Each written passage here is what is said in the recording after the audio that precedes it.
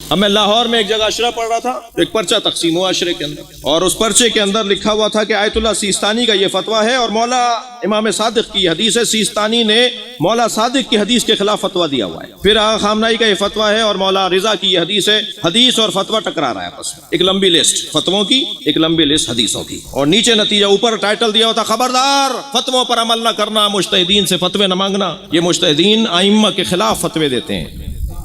اچھا بات تو نظر بھی آ رہی ہے، یہ حدیث ہے، فتویٰ ہے، اور اوپر اعلان ہوا خبردار فتووں پہ عمل نہیں کرنا، مجتہدین ائمہ کے خلاف ہوتے ہیں۔ مگر حسن یہ تھا کہ نیچے جن صاحب کا نام لکھا ہوا تھا میں انہیں جانتا ہوں، اور وہ یہ جانتا ہوں کہ ان کا کام ہی نہیں ہے، جن حدیثوں اور جن فتووں کی کتابوں کے حوالے تھے وہ سب عربی میں، اور میں انہیں جانتا ہوں کہ انہیں عربی نہیں آتی۔ میرے جاننے والے تھے، ملنے والے تھے، میرے ملنے والے تھے، تو مجھے تھوڑی سی تسلی ہوئی۔ مجلس میں بھی تھے، بعد میں مصافحہ کیا، میں نے کہا حضور مجھے آپ سے کام ہے، تشریف فرما ہو گئے۔ میں نے کہا یہ آپ نے لکھا؟ کہنا نہیں میں کہاں لکھوں گا، یہ ہمارے فلاں صاحب ہیں، انہوں نے مجھے لکھ کے دیا ہے۔ کہنے لگا آپ کے نام سے چھاپ رہے ہیں، آپ کو اعتراض تو نہیں ہے؟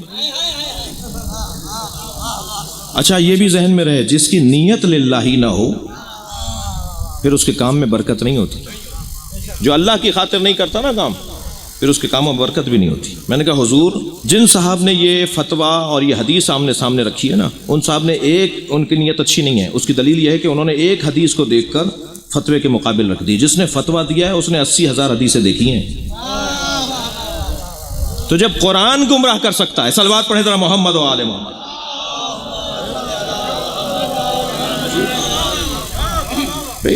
جب قرآن کی آیات سے ہم بھٹک سکتے ہیں، قرآن پکار کے کہہ رہا ہے نا، میں نہیں کہہ رہا، تو کیا حدیثوں میں نہیں ہو سکتا ایسا؟ تو کیسے میں طے کروں گا؟ جیسے قرآن میں محکمات اور متشابہات ہیں ایسے حدیثوں میں بھی تو ہے۔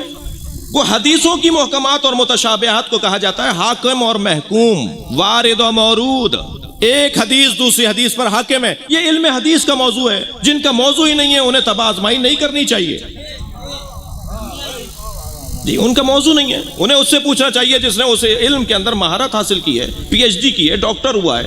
جی کتنی ہی حدیثیں ہیں جو حدیث کے نام عنوان سے، اب ہمارے یہ جوان یہ بچے مجھے معاف کریں گے، انہیں کوئی اچھی بات لگتی ہے یہ واٹس ایپ اور اس کے ذریعے سے، سوشل میڈیا کے ذریعے سے انہیں آگے بڑھا دیتے ہیں، جی اور کتاب کا حوالہ بھی ہوتا ہے نیچے، بڑا کارنامہ ہے، کتاب بھی ہے۔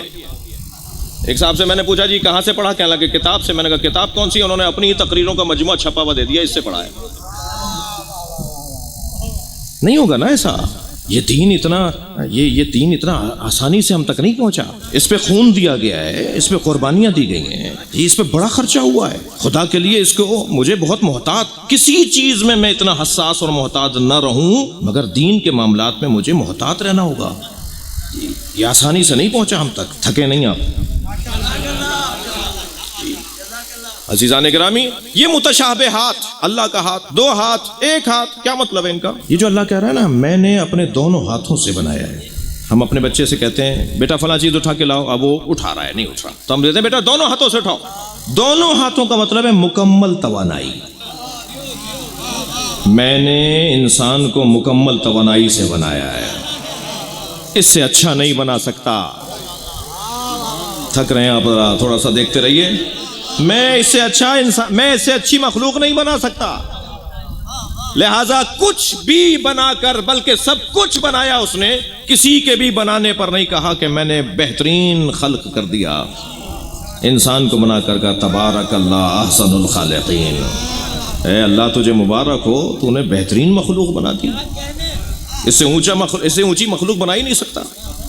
اپنی تمام قدرت کا جلوہ رکھا ہے اس نے انسان کے اندر، اپنی تمام صلاحیتوں کا جلوہ رکھا ہے اس نے انسان کے اندر۔ میں نے اپنے دونوں ہاتھوں سے جسے بنایا۔ اللہ اکبر، تھک تو نہیں رہے ہیں؟ اللہ ماشاءاللہ، بہت شکریہ۔ اللہ نے دونوں ہاتھوں سے انسان کو بنایا ہے، ایسا ہی ہے؟ تو دونوں ہاتھ ہمارے تو ایک الٹا ایک سیدھا ہے جی۔ جب میرے مولا، اللہ اکبر، مولا کائنات سے پوچھا گیا یا علی اللہ کے دو ہاتھوں کا کیا مطلب، ایک سیدھا ہے ایک الٹا ہے؟ میرے مولا نے فرمایا کلتا الیدین یمین، اللہ کے دونوں ہاتھ سیدھے ہیں، اللہ کے الٹا ہاتھ نہیں ہوتا۔ جی ابو بصیر کہتے ہیں میں نے امام کاظم کو دیکھا الٹے ہاتھ سے کھانا کھا رہے ہیں، سیدھے ہاتھ سے آپ نے تکیہ لگایا ہوا ہے۔ ابو بصیر کہتے ہیں مجھے تعجب ہوا، ہمیں حکم یہ ہے کہ سیدھے ہاتھ سے کھانا کھاؤ، معصوم ہو کر امام ہو کر الٹے ہاتھ سے کھانا کھا رہے ہیں۔ کہتے ہیں میں نے امام صادق کے گھر کی طرف رخ کیا کہ مولا سے پوچھوں کہ آپ کا بیٹا ایسا کیوں کر رہا ہے؟ جانے لگے تو حشام مولا کے گھر سے باہر نکل رہے تھے. حشام نے پوچھا کیا ماجرا ہے؟ کہ مولا سے ایک سوال کرنا ہے. کہ مولا نے نہیں کہا کہ کوئی فلاں مسئلے میں مجھ سے پوچھا کرو، مجھ سے پوچھ لو. کہنے میں تمہیں بتا دیتا ہوں مگر جواب مولا سے چاہیے. کہ نہیں بتاؤ کیا ماجرا ہے؟ کہ میں یہ دیکھ کر آ رہا ہوں امام کاظم الٹے ہاتھ سے کھانا کھا رہے تھے. تو ابو بصیر کو فوراً حشام نے بے ساختہ کہا اس میں پریشانی کی کیا بات ہے؟ امام کے دونوں ہاتھ سیدھے ہوتے ہیں.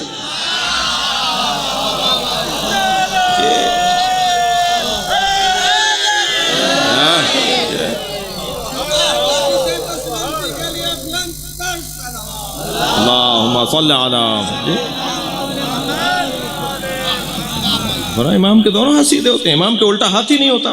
اب حضرت آیت اللہ جوادی عاملی ایک عارف بھی ہیں، ایک مرجع بھی ہیں، ایک فلسفی بھی ہیں، ایک مفسر قرآن بھی ہیں. جی ابھی 50 جلدیں ان کی آئی ہیں تفسیر قرآن کی. میں ان کا تفسیر میں شاگرد ہوں، میں ان کے پاس رہا ہوں، گیا ہوں. 50 جلدیں آئی ہیں، 12ویں سورے تک پہنچے. 114 سورے ہیں قرآن میں، ابھی 12ویں سورے تک پہنچے. 50 جلدیں آ چکی ہیں، ہر جلد 700 صفحوں کی ہے. 650 700 750 750 صفحوں کی ایک جلد ہے. 50 جلدیں میرے پاس موجود ہیں. یہ اس کی چوتھی یا 5ویں جلد کے اندر اس آیت کی تفسیر کرتے ہوئے وہ لکھتے ہیں، فرماتے ہیں کہ جو مولا نے فرمایا نا کلتا الیدین یمین، ائمہ کے دونوں ہاتھ سیدھے ہوتے ہیں، اہل بیت کے دونوں ہاتھ سیدھے ہوتے ہیں. بڑا حسین جملہ لکھتے ہیں، منبری جملہ بھی ہے اس لیے میں آپ کو ہدیہ کر رہا ہوں. فرماتے ہیں ائمہ کے دونوں ہاتھ سیدھے ہوتے ہیں اور اہل بیت کے دشمنوں کے دونوں ہاتھ الٹے ہوتے ہیں.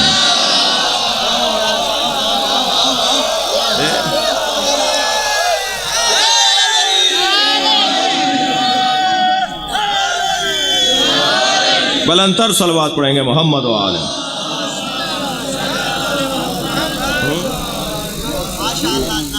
تبارک الذی بیدہ الملک وہو علی کل شیء قدیر. بابرکت ہے وہ ذات جس کے ہاتھ میں ملک ہے اور وہ ہر شے پر قدرت رکھتا ہے. وہ ہر شے پر قدرت رکھتا ہے. ملک تو بہت سوں کے ہاتھ میں نظر آتا ہے، حاکم تو بہت ملتے ہیں مگر مختار سب نہیں ہوتے. کمال تو یہ ہے کہ حاکم بھی ہو اور مختار بھی ہو. اختیار بھی تو ہو، اختیار ہی نہ ہو، گھبرائے گھبرائے رہتے ہوں. ہم نے جب بازو پر یا علی مدد باندھا تھا نا تو ہم نے اپنی قوم کے 18 مسئلے ان کے سامنے رکھے تھے، جس میں سے ایک بڑا مسئلہ تقریباً حل ہونے کو ہے. انشاءاللہ جولائی میں اس کے اوپر جب صدر مملکت سائن کر دیں گے تب آپ کو خوشخبری سناؤں گا. شیعہ قوم کو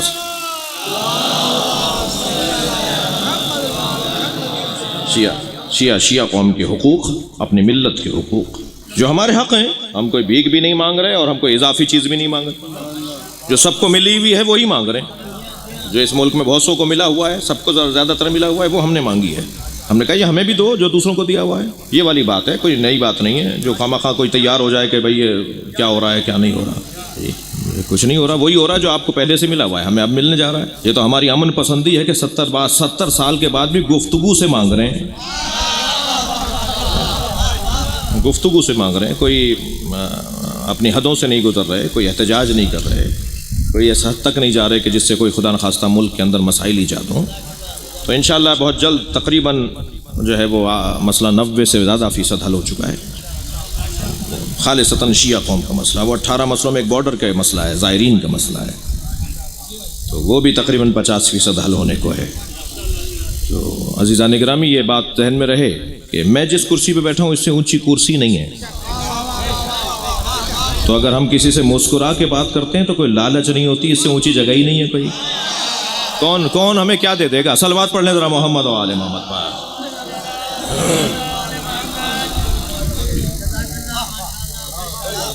الذی خلق الموت والحیات. تفسیر قرآن آپ سن رہے ہیں، آپ کا ذوق اور شوق دیکھ کر مجھے رشک ہو رہا ہے. الذی خلق الموت والحیات تبارک الذی بیدہ الملک وہو علی کل شیء قدیر. وہ جس کے ہاتھ میں ملک ہے اس کے ہاتھ میں قدرت بھی ہے. وہ جو مالک اور قادر ہے وہ کہہ رہا ہے کہ وہ کہ جس نے موت اور حیات کو خلق کیا. مجھے کہنے دیجئے وہ اپنی مالکیت اور اپنی قادریت کا ثبوت فراہم کر رہا ہے. 17 سال تمہیں گزر گئے، تمہارے اولاد نہیں ہو رہی، تمہارے ہاتھ میں ہوتا تو ہو جاتی نا. جی تم نے لاکھوں روپیہ خرچ کر دیا، دنیا جہان کے بڑے ڈاکٹروں کو دکھا لیا، تمہارے ہاتھ میں ہوتا تو مرنے سے بچا لیتے نا.